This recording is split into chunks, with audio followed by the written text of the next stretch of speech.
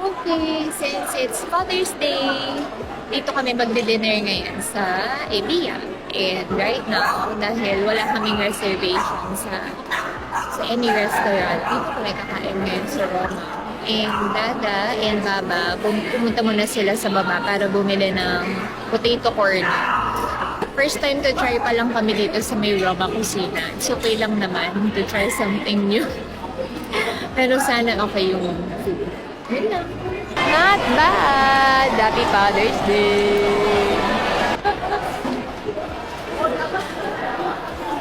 Okay naman yung food nila. Di pa namin natatry pero promising naman yung kanilang food presentation. Perfect.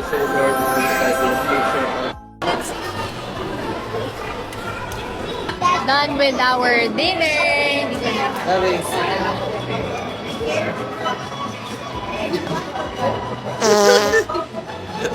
Yan, dito muna kami kay La Lola. Eating time ulit na para bang akala mo hindi na busog.